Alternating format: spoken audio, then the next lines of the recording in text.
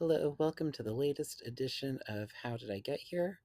Today we are talking to Black Polish, aka Jayden Binnix, and we're talking about their concept album from their alter ego, YUNA. So when we get into that, the alter ego of the alter ego of the alter ego, it's a really nerdy little conversation. And I've also realized that they might be the youngest person I've had on this episode. That doesn't mean they seem young. Actually, it's very heavy and insightful interview from a really gifted artist that is light years beyond their prescribed maturity level. Did that make sense? I don't know. Anywho, if you're listening to this on October 29th, which is the day I'm posting it, uh, YUNA is out today. There is a link somewhere wherever the show information is on whatever podcasting program software you use. And if you're listening to this in the future, that link hopefully will still work and you can still enjoy this record unless the internet is dissolved by mutant squirrels. Which, I don't know. I've been keeping an eye on the news lately. That might be the best case scenario for the world, is the internet being destroyed by mutant squirrels. But I digress. Have a good listen. YUNA out now. Great little rock record. Is it a rock record? Is it a prog rock record? Is it a pop record? I don't know. It's a record and it's good. And you will listen to it after you're done listening to our chat. I don't think we have much that we can't talk about, right, Jay? Honestly, we could talk about anything. I'm such an open book. If there's anything that comes up, I'll just be like, comment. You know what I mean? But that never happens. Okay, so then we will spend the next 55 minutes only talking about the weather. Perfect. Just what I wanted. So I don't know if you've listened to any of these, but this is kind of a career journey podcast is basically what it is. Mhm. And you are young, but I actually don't know how old you are other than the fact that you started recording when you were 14. Is that right? Yes. Yeah. Mm, was that in 2020, like that record then, or was that a little later? Yeah, it was in 2020. That was the first song I ever wrote. And I got lucky to record that and put it out within the same year. It was a really good experience. But I'm 20 now. I just turned 20 about 4 months ago. Okay, so you were barely a teenager when you had your first hit. Yeah. And it was kind of a heavy song. How did it feel getting such blunt honesty out there? And what was the reaction, not to from strangers, but what was the reaction from the people that you see every day, like your family and friends? Honestly, it was very natural for me to write a quote unquote heavy or deep song. For me, all of my music doesn't feel that way. It just feels honest. But to be honest, if you ask anyone that I grew up with or my family, they all know I've been emo since I popped out of the womb.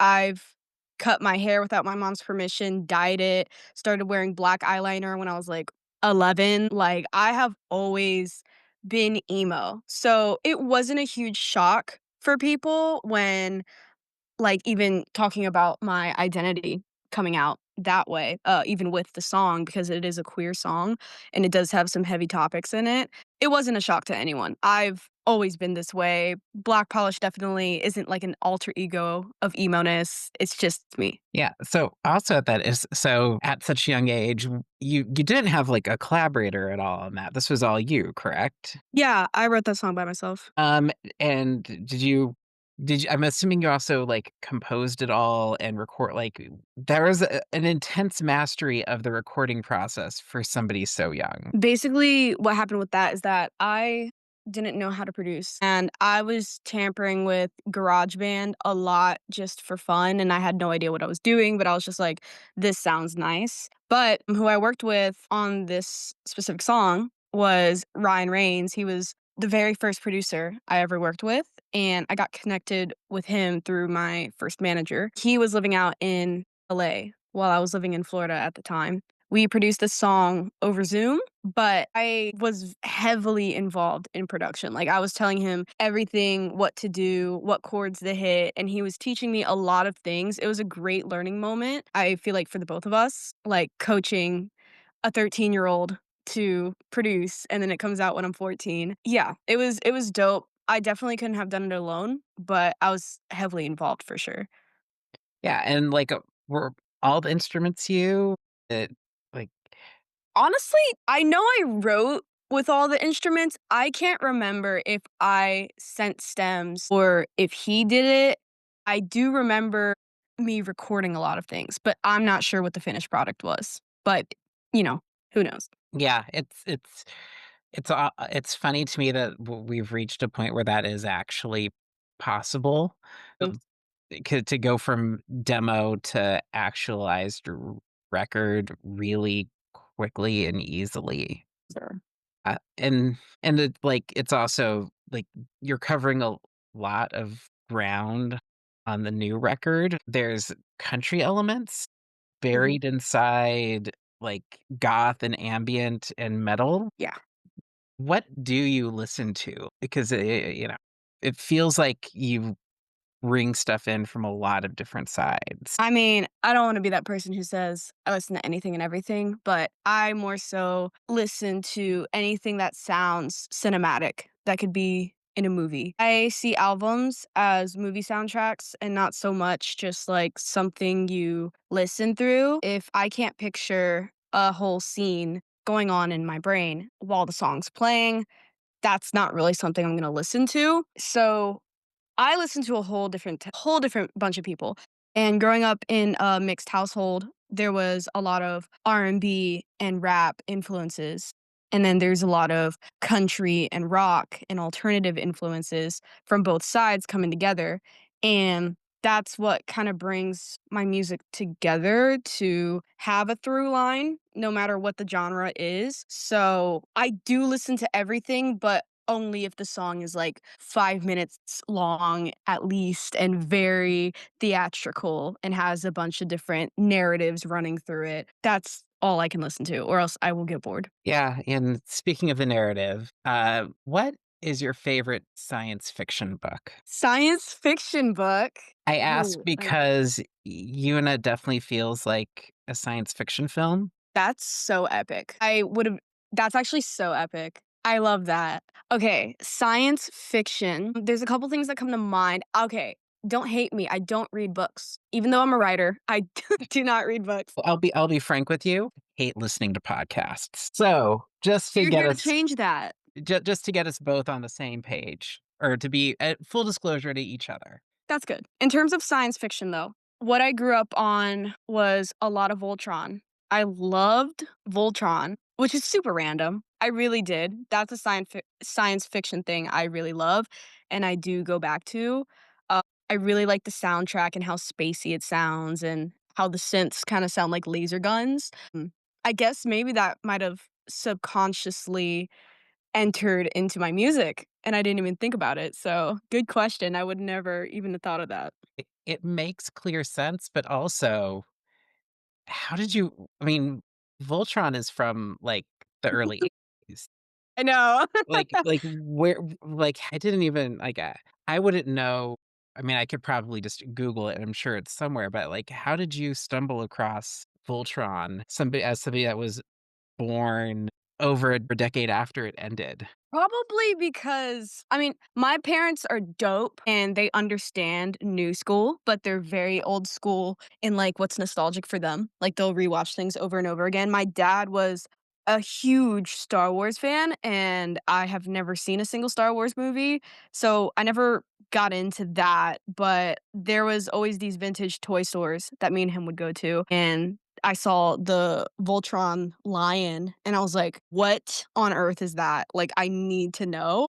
and my dad was like, "Ugh, it's Voltron." And I'm like, "What is it?" So I searched it up, and then there's the one from the '80s, and then there's the 2016 DreamWorks version. I've watched both, and I was like, "Oh my god, I love this." Like, I didn't realize I felt so connected to space. But yeah, I really like it. I just stumbled upon it because I also grew up in, like, old Southern towns, so there's not a lot of modern things surrounding that. So, I was just exposed naturally. That is amazing. Mhm.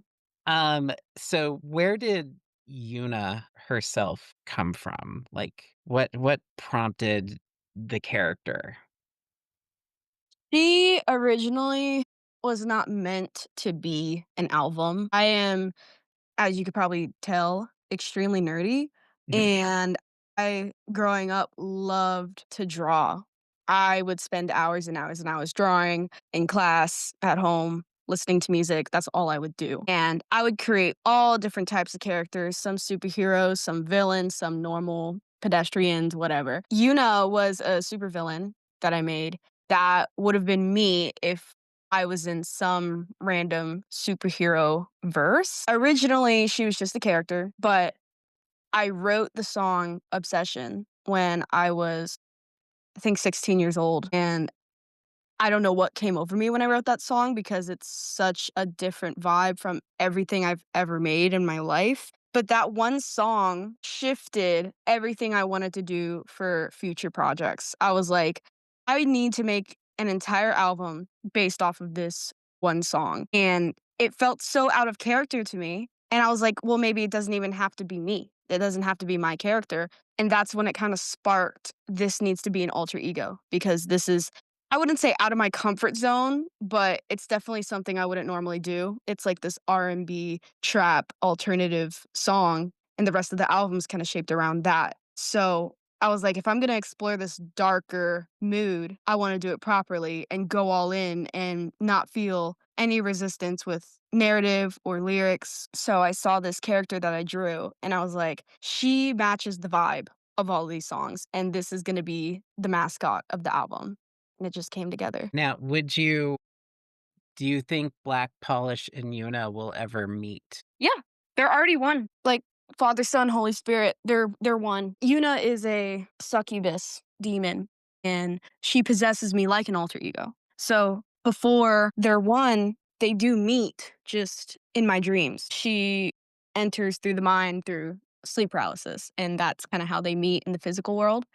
But yeah, they're already one for sure. Yeah, so, also, I mean, this may seem a little bit w conversation 101. I don't think I really understand what a succubus is. Really? You know what? I say succubus a lot, and only, like, very select people actually know what that is. So, like, don't even beat yourself up about it, because everyone's like, "Wait, what's a succubus again?" Basically, a succubus is usually, I don't know if it's male at any times, I've just only seen female ones, but it's a female demon who steals the souls of men through intercourse or intimacy. And that's kind of what it felt like coming into my femininity growing up and navigating through being non-binary. It felt like powerful to be feminine. So that's why I chose her to be a succubus demon. Inter yeah, that is an interesting, like, side to move from. So this alter ego is, like, definitively, as you've said, like, definitively feminine. Yes. Where does is Black Polish a different side of that? I mean, I guess it's you, so Mhm. it is, I mean, by nature of being you, Black Polish should be definitively non-binary. Yeah, and Black Polish, just, like, as a character, definitely is non-binary. Within this album, I'm singing through Jay, which is, like, me, personal me, and outside of Black Polish, I'm extremely masculine. Like, I from a young age, knew I was non-binary, and I dressed in so many layers of clothing, and I didn't wanna show any of my silhouette, and Yuna is very vulnerable for me because she's wearing little to no clothing, and that's how I kinda wanted to expose myself to femininity, is to fully be comfortable in my body. So, Black Polish, like, as that stage presence is like the perfect mix of both worlds of the feminine and masculine. Yeah. Yeah. So, w do you think you have a purely masculine character to write from within you? Absolutely. The first project, Out of Place, was fully masculine. I mean, it was a very lesbian EP, but I was writing that from the most masculine point of view because that's when I freshly came out as non binary. And my tone in which I'm singing in the Forest LP is also extremely masculine. I think for a little while, maybe for like the next album after this, I'm also going to step more into the feminine because all I've written was masculine, but I'm 100% certain masculine is gonna make a huge return. There is, like, it's a rough time to be outside of the gender binary, and you've signed to a major label. I'm really truly curious, how has BMG been with you? Um, I know that that might be a difficult question to answer, like, right at the beginning of an album cycle, but, like, I'm curious how your record label is involved in helping navigate, like, the current political scope of the world. Yeah, I think the best thing about BMG is how diverse their staff is. So it really isn't a big deal for them to sign on a non binary artist because their staff understands that world and lives in that world and wants to support and push that out into the world. When I showed them the album and I explained what the concept was, they were absolutely thrilled to have this narrative be pushed out because it is authentic and it is something that needs to be talked about, and they fully understood that. And any creative direction I took with music videos or cover arts, anything of the sort, they wanted to help and also wanted to throw in their ideas on how to amplify my vision. So, when you're working, that's also why I chose to work with them. But when you're working with people who live in that world, it's not hard to quote unquote convince them to share this with everyone. BMG has been an absolute dream to work with. So I'm very happy with where I'm at with them. That is that feels really good to hear a big company like them, like, really, like, nurturing something like this. Mhm. 'Cause, yeah, like, yeah, I don't know, it's a very, like, downtrodden period. Yeah. Yeah, and, yeah, I'll be frank, I think the focus of my stomach upsetness is, today is the day that ICE invaded the Bay Area, Damn. which has felt just weird and not quite sure what I need to do about it.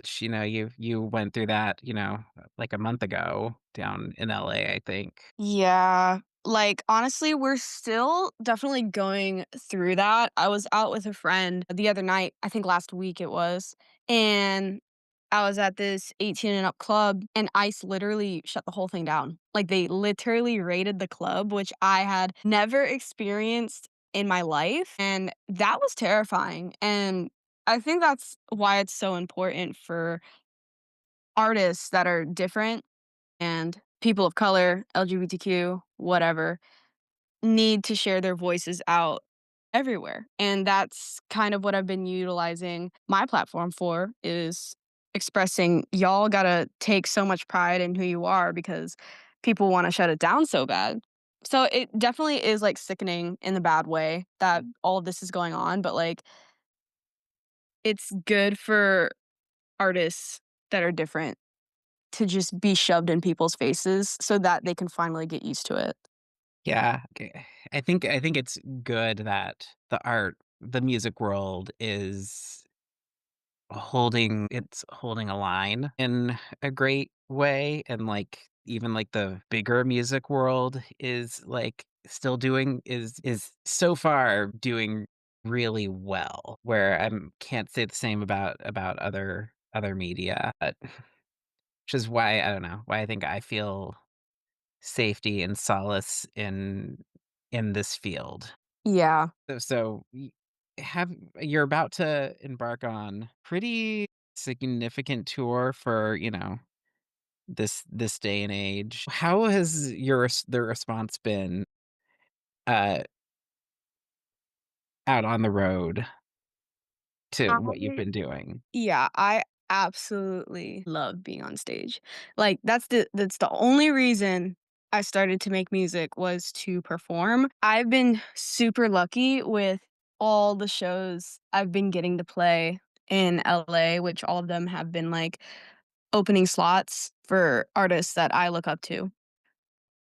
When you're put in front of the right crowd who gets your music, it can be life-changing, and it definitely has been for the past 3 years that I've been living out here.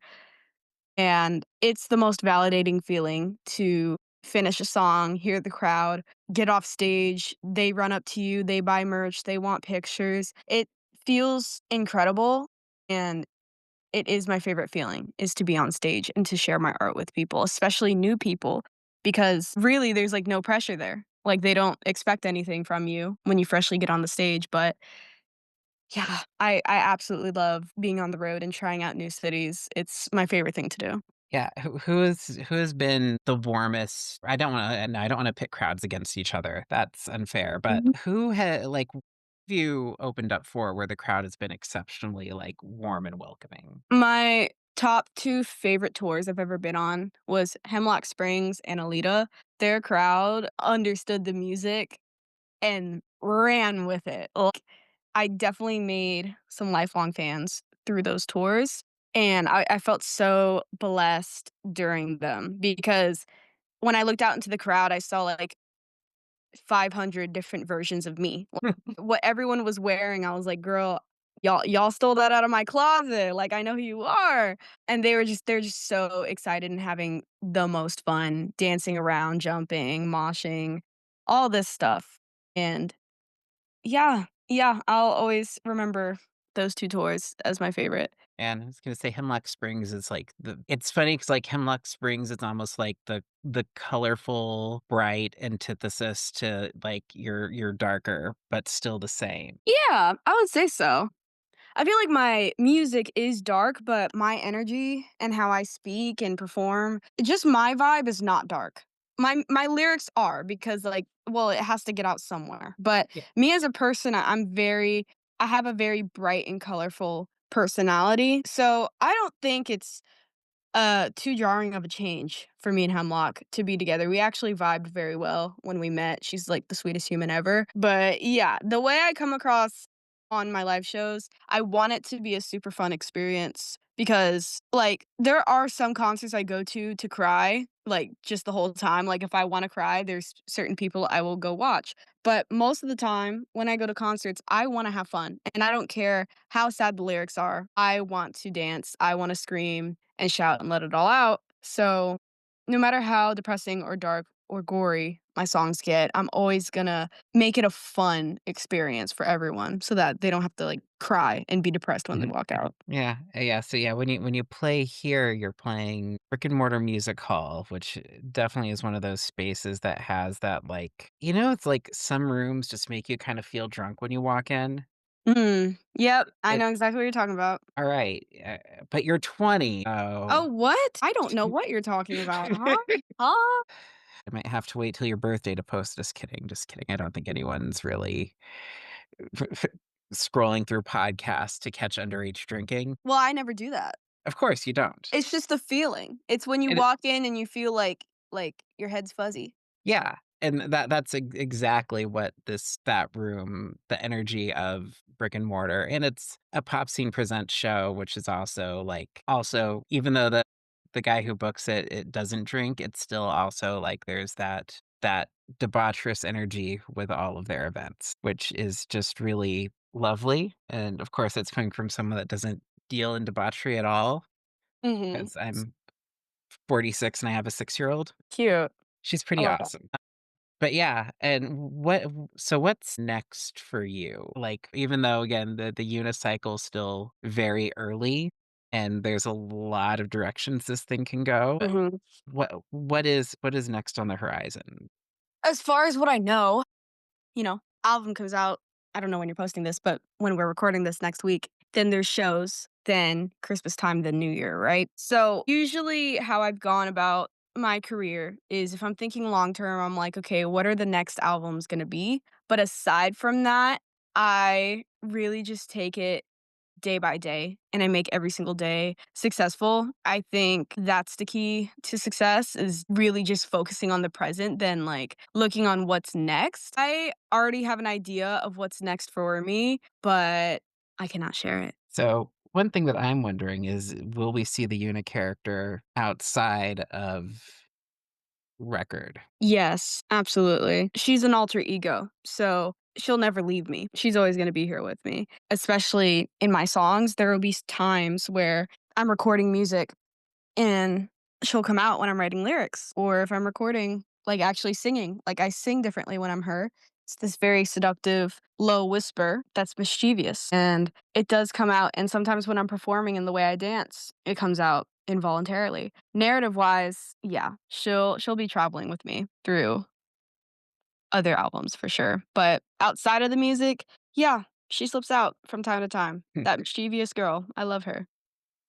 right? Has she actually, you know, taken any souls from any men at any point? Yeah, she has, like, 57 right now. I don't know what the rest of the year is gonna look like for her, but she's been really powerful. It's been a good year for Yuna. She's well fed. Yeah. So, how do you like catalog souls? Catalog souls? What does that even mean? I don't know what I'm getting at with that. Catalog souls? Like, how does she organize them? Yeah, like I she mean has 57. Like, how does she like keep track of them? Like, I is mean, she really just bases it on levels of how much they pissed her off in the moment, honestly. It's just like there's a spectrum. It's not even a catalog, it's a spectrum of why did I take this man's soul? How why did they aggravate me? And that it's more of a brutal soul snatching. That's kind of how she goes about it. She's not really organized. She's a type B demon. She's all over the place. She just goes off of her emotions. She's not very logical. okay. Has she ever like accidentally left any souls behind? No, I mean, she's very intentional. It's she's intentional. She's not gonna make any mistakes. I don't think she would go after, like, anyone who doesn't deserve it. She has to be angry for her to actually snatch some souls. So, even though she's hot-headed, she'll always do it, like, morally correct. As morally correct as soul snatching for a demon is. I mean, of course. Like, Well, yes. I mean, also, would you say that Yuna is actually evil or is Yuna protecting others? Well, what do you think evil is? Well, that's a very good question. I think so. I personally think evil is selfishness and self-serving without the consideration of anybody outside of themselves. And but it's also like a purposeful lack of consideration, not an accidental. That is the exact definition of what Yuna is. So if that's your definition of evil, she is extremely evil, 100%. She is selfish for sure. Absolutely, very self-serving. I mean, she does come straight out of hell, so that doesn't help her case. But yeah, I would say she is evil. And especially in the narrative of the album, yeah, she is evil, she's selfish. It's not good. But, there's also other ways to look at her as kind of a role model to not be someone who gets beaten up or beaten down and to stand up for yourself. There's many ways you can interpret, if we're going for the literal sense of what the lyrics are about, then yeah, she's bad. She's evil. But if you want to interpret it in terms of gender or just figuring out who you are or navigating through the world with a boss mindset, I think maybe she wouldn't be considered evil. I think she's up for interpretation in how she connects to you and how you want to look at her. Yeah. So I view Yuna as an outsider, as somebody that isn't self-serving, but is self-preserving. And I would even say that I think Yuna to me, as someone that's only listened to the record a couple of times, so this will change, as opposed to you who I'm talking to you and I'm telling you who I think you are, which feels really gross to me now that I think about it that way. Yuna feels like a harbinger of justice, not evil. She is that too.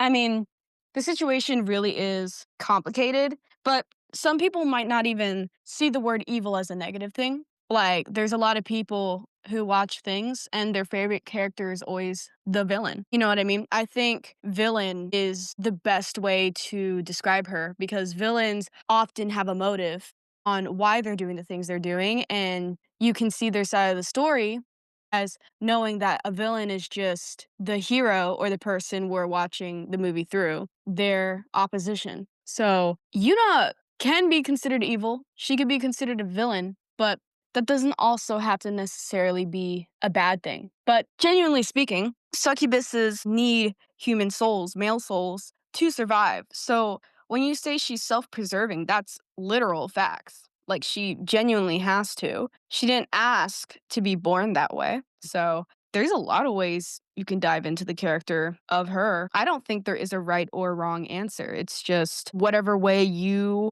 want to see her and live with the album. Man, this is I hope Shaz is enjoying this and not going to wedgie the 2 of us after this because of how nerdy it's gone. But we'll see if we I find love it, both of guys. us. I love it. You're not gonna hang us up by our underwear in our lockers. Never. Do you know who you're talking to? I Fellow yes, I do. fellow nerd. Come on. Yeah. Alright, so I should wrap this up. So my last question is, what is Yuna's favorite non-human food? Non-human food, I would definitely say substances, but here's why. Here's why. She's not me, so she's not human. She comes from hell. She wants to experience humanity, which is part of the reason why succubuses come to Earth and try to steal souls because they're trying to be as human as possible. But this is so random. Have you seen Gravity Falls? No.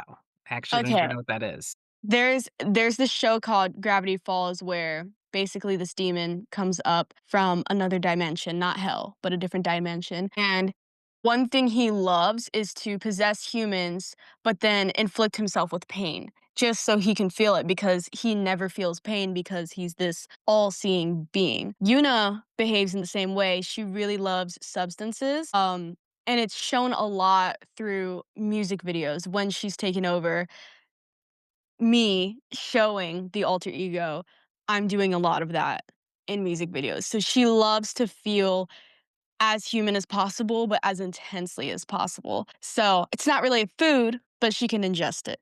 And that's what she loves to do. I think I figured out the character that I equate Yuna to personally, and it's Eleanor from The Good Place. I'm gonna have to watch The Good Place now. It's a do you know the premise of it? I don't. Tell me. So, Eleanor there so the it takes a lot of different directions, and it's probably my favorite TV series ever, and you have to stick through the whole thing because there are times where it feels a little Stepford Wivesy.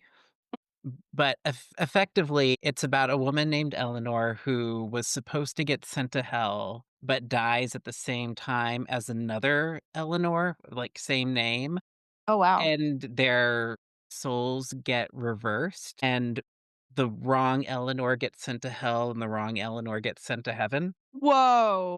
That's sick. Yeah, and that's just where it starts, and it's, I think, 4 seasons long, and, like, it go it yeah, if you really wanna see, like, an exploration of heaven and hell in a way that's, like, that the best way broadcast TV could possibly do it, it's well worth it, but it's also one where you kinda have to stick through the whole show to follow the series because heaven gets really annoying after a while, Mhm. and it might seem almost too perky, and then that's kinda the point. Yeah. Okay, I'm definitely gonna have to watch this because, like, that's my kinda show. I love anything that has to do with, like, religion or heaven and hell. It's so interesting to me, so I'll definitely give it a watch. Yeah, and Maya Rudolph plays God, so That's we dope. yeah.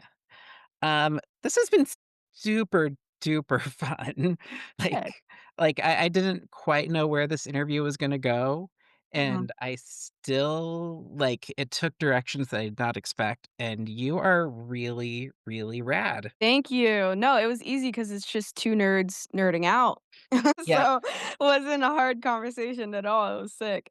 Excellent. So record comes out October 29th, which if everything works out the way I want plan on it, would be today. The day that I push this live will be October 29th. Yeah, Black Polish, your second record and you still can't buy booze yet. And yeah, that is awesome. You've got a tour kicking off in 9 days, 10 days. I don't I think know it's math. like 10 or 12, something like that. Yeah, hitting a bunch of West Coast. Yeah, I'll make sure that there's links to tickets and links to stream. Is there a physical happening of this record yet? No, there isn't. Okay. Well, we'll have to get people to do lots of streaming to encourage BMG to press this to wax. Absolutely, I agree. Thank you so much for taking the time out of your afternoon